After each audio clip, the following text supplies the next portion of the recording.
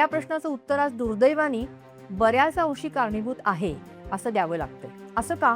पूर्वीची जीवनशैली आणि आत्ताची जीवनशैली याच्यामध्ये पडलेले जे काही फरक आहेत हे अगदी ढळढळीत आहेत. आपण नैसर्गिक अन्न, धान्य याच्यापासून बरेच लांब गेलो आहोत.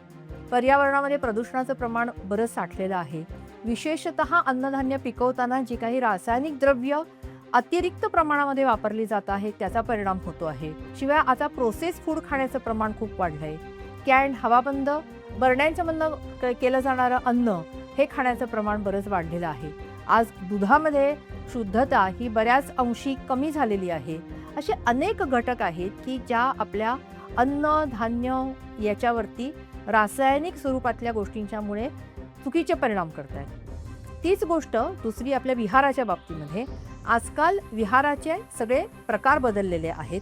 ते सगळेच उपयोगी आहेत का हा एक वादग्रस्त मुद्दा ठरू शकतो. कामाची पद्धत बदललेली आहे.